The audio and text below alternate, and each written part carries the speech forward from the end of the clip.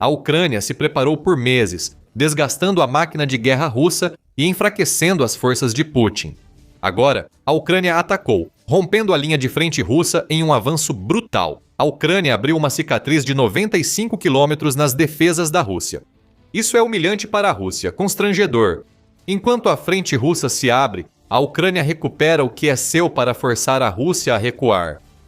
Após a recente perda dos terminais Starlink ilícitos pela Rússia, que eram usados para tudo, desde comunicação básica no campo de batalha até ataques de drones de médio e longo alcance, a Ucrânia aproveitou a situação, lançando ataques em 3 setores da linha de frente de aproximadamente 1.100 quilômetros ou 684 milhas. A Ucrânia expulsou forças russas infiltradas e retomou territórios que a Rússia demorou meses para conquistar, constrangendo Putin. Até 16 de fevereiro, a Ucrânia libertou mais de uma dúzia de assentamentos em cerca de uma semana e avança rumo a um importante centro defensivo russo, com seus soldados em ofensiva. Em breve voltaremos a esse centro. Os maiores avanços ucranianos ocorreram em Zaporíjia, onde o ataque com infantaria, drones e blindados retomou 5 vilarejos. Ao longo de uma linha de combate de 30 quilômetros perto de Huliaipole, as forças russas na região tiveram que recuar. Essas forças recuaram até o outro lado do rio Gaishur, levando meses para atravessá-lo e perdendo os avanços do verão. Nesse processo, isso é crucial para a Ucrânia, e o Euromaidan Press traz mais detalhes. Ela destaca que a Rússia passou 2 meses em ofensivas rumo a Oleksandrivka e Huliaipole, capturando esta para avançar a oeste e noroeste. No entanto, algo deu errado para a Rússia por volta de 8 de fevereiro, que não por coincidência é aproximadamente a época em que a Rússia perdeu o acesso ao Starlink. Os avanços nessas direções praticamente pararam. A Ucrânia viu uma oportunidade e atacou com força no setor de Oleksandrivka. A Ucrânia avançou para o sudeste, expulsando as forças russas de Orestopil e Oleksivka, abrindo caminho para avanços rumo a Turova e Berezova, segundo o Euromaidan Press. Outro rio também entrou em cena aqui, desta vez o rio Yanshor. As forças da Ucrânia avançaram ao longo desse rio, retomando os assentamentos de Yehorivka, Slohroda, Ribna, Vishneva e Pershotrevneva. Segundo a Euromaidan Press, a Ucrânia tenta libertar Provilna para empurrar as forças russas além de outro rio. Outro avanço ucraniano ocorreu ao norte de Huliapola, rumo ao rio Hidra. Mencionamos que as forças da Ucrânia conseguiram realmente atravessar esse rio no processo de empurrar a Rússia para trás. Eles retomaram Kozipseva e Ternovarta enquanto faziam isso. Um avanço paralelo focou no mesmo rio. Também presenciou a Ucrânia retomar Praluki e Olonokostiantonivka, avançando para Varvarivka, já parcialmente controlada pelos ucranianos. Além disso, a Ucrânia lançou um forte avanço na área ocupada pelo 58º Exército de Armas Combinadas da Rússia, segundo a Euromaidan Press. Não se sabe se a Ucrânia conquistou algum assentamento relevante nesse avanço. Conseguiu, porém, forçar o recuo das tropas russas em Stepnohirsk, Lukianivska e Primorska, além de interromper totalmente os ataques no eixo Stepova-Pavlivka. Se as ofensivas russas cessaram, isso pode indicar mais chances para contra-ataques ucranianos. Dissemos antes que a pausa nos ataques russos criou uma abertura para tudo o que vimos na semana passada. E mais aberturas estão se formando. Mais territórios ocupados pela Rússia estão ameaçados. Dissemos antes no vídeo que isso constrange a Rússia. Foi um eufemismo. Este é um cenário apocalíptico para as forças da Rússia. Comandantes, que haviam se gabado orgulhosamente para seus superiores de que haviam conquistado o território, agora precisam voltar e tentar explicar como todo esse território foi perdido. Soldados que foram sacrificados no moedor de carne da guerra mostraram-se inúteis, assim como Putin os trata. A Ucrânia fez em uma semana o que levou mais de 2 meses para a Rússia conseguir. E vamos explicar daqui a alguns minutos como a Ucrânia conseguiu tudo isso. Primeiro, temos novos números que levam a situação já grave da Rússia ao nível de catástrofe. Libertar tantas vilas já indicava isso. O avanço da Ucrânia na semana antes de 16 de fevereiro foi grande.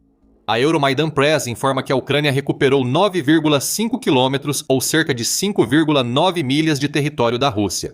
Em toda a linha de frente onde lançou contra-ataques, isso já é impressionante. E melhora ainda mais, pois, como explica a France 24, o avanço representa algo maior.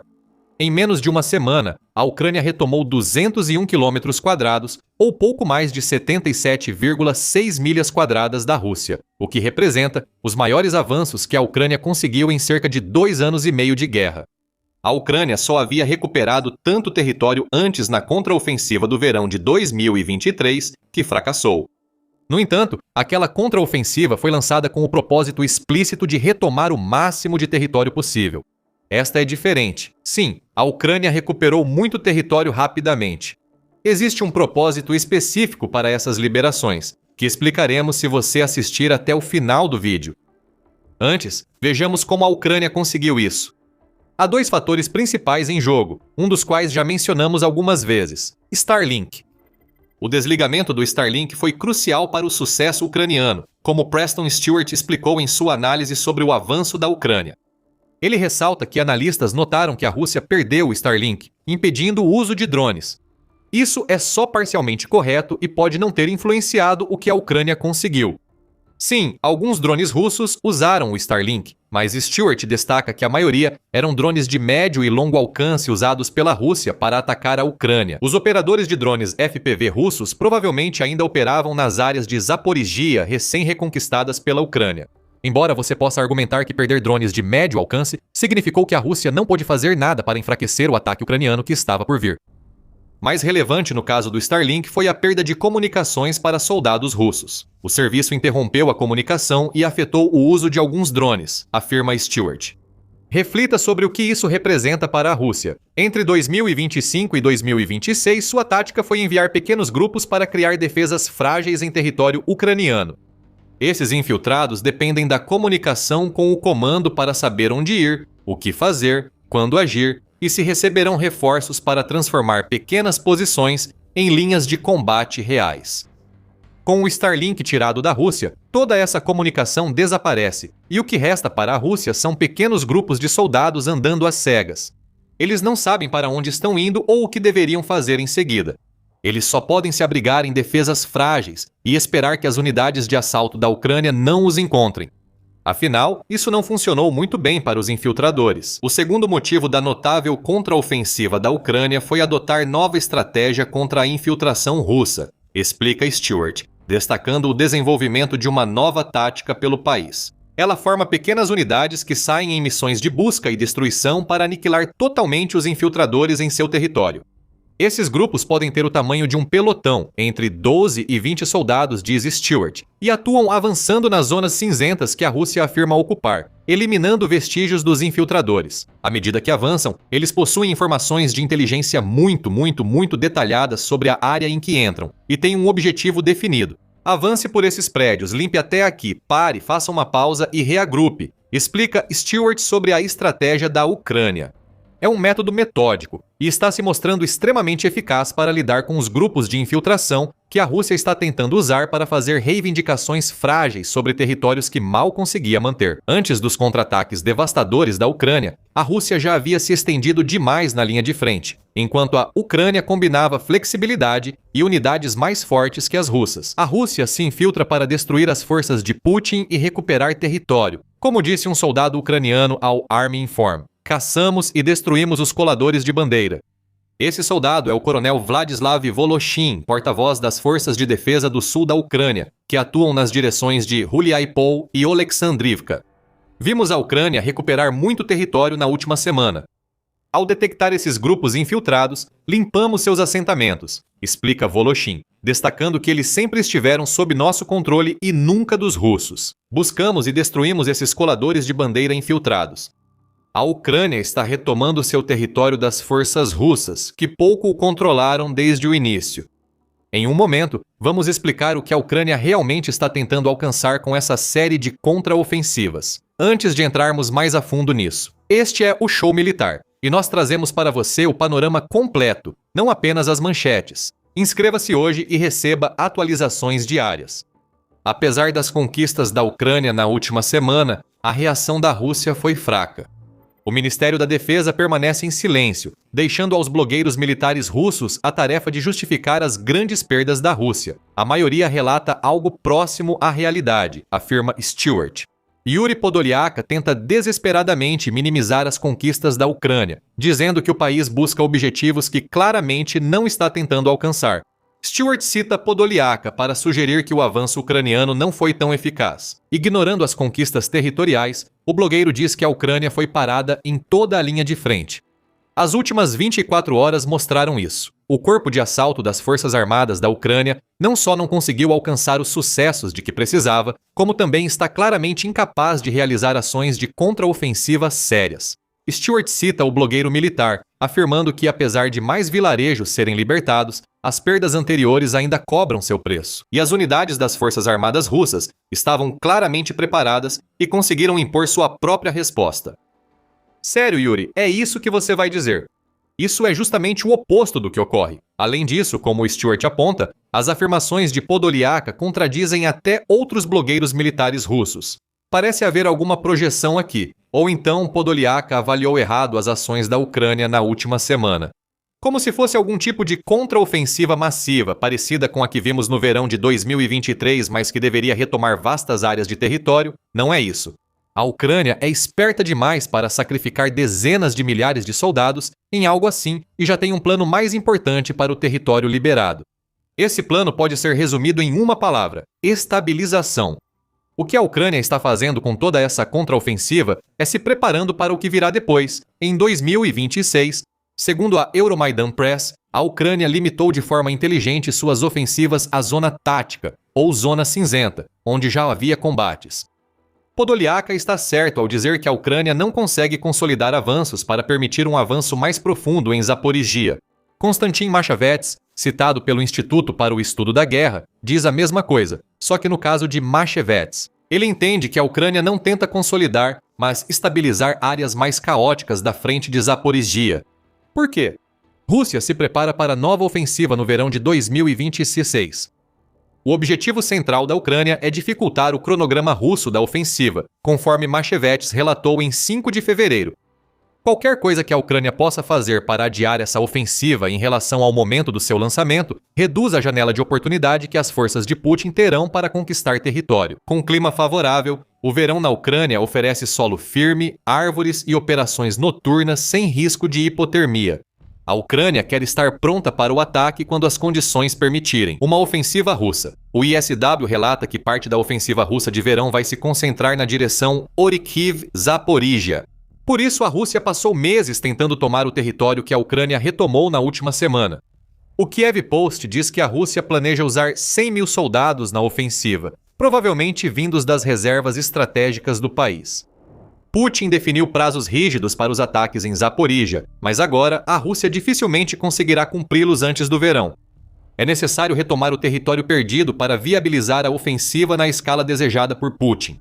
Então, os próximos meses teriam sido dedicados a preparações e avanços mais profundos. Agora, terão que ser gastos fazendo exatamente a mesma coisa que a Rússia achava que já tinha conseguido meses atrás. A Rússia está agora em uma situação sem saída. Ela não quer usar as reservas estratégicas acumuladas desde 2025 para retomar o território libertado pela Ucrânia. Essas reservas deveriam ser usadas na ofensiva de verão. Quanto mais Putin retira desse grupo, menos eficaz será a próxima ofensiva russa. Por outro lado, deixar o território com a Ucrânia mostra que a base usada pela Rússia para lançar a ofensiva caiu. O verão acabaria sendo gasto tentando retomar o território perdido antes que qualquer avanço adicional possa ser feito. Isso impede Putin de usar o território capturado como vantagem em negociações de paz. Forçar uma retirada russa tão humilhante é um golpe de mestre da Ucrânia. Como dissemos no vídeo, a estratégia da Ucrânia de estabilizar as linhas de frente não significa que ela parou de recuperar território da Rússia. Ainda não.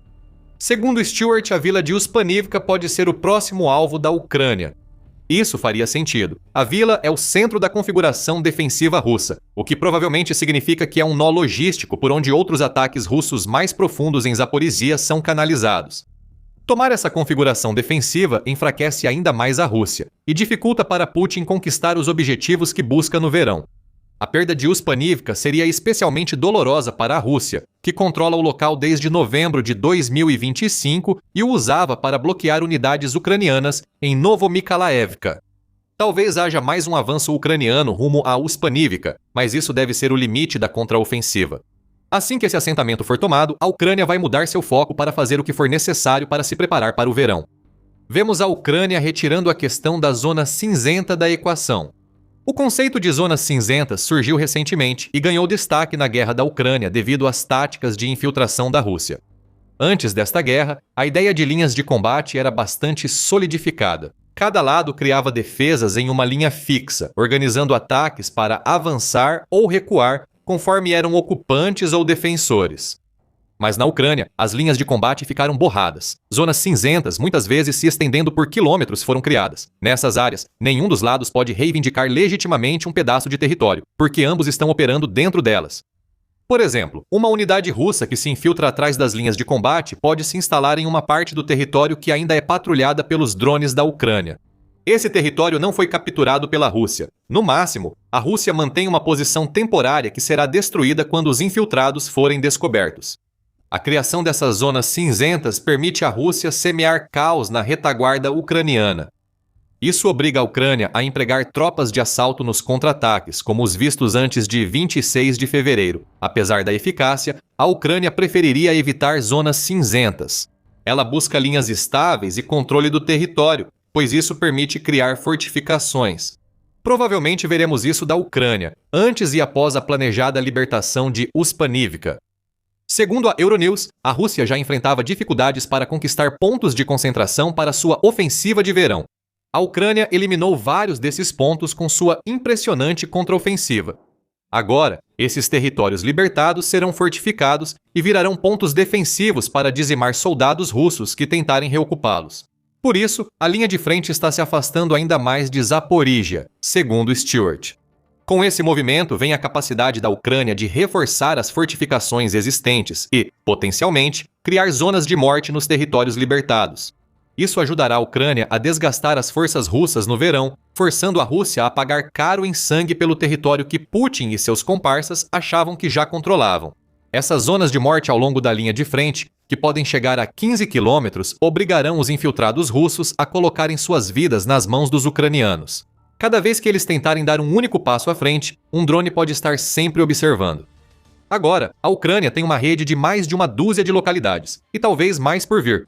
Pode virar uma zona de morte brutal que despedaçará a Rússia no verão, ainda mais do que a Ucrânia fez com a contraofensiva em Zaporíjia. Aqui vemos a brilhante estratégia de guerra da Ucrânia. Ela libertou o território para implementar uma abordagem genial no combate à Rússia, usando drones e sistemas militares modernizados para causar baixas massivas. Saiba mais sobre essa estratégia, que será a fase 2 da contraofensiva ucraniana, em nosso vídeo. E se você gostou deste vídeo, lembre-se de se inscrever no The Military Show para mais análises sobre os últimos desdobramentos da guerra na Ucrânia. E obrigado, como sempre, por assistir.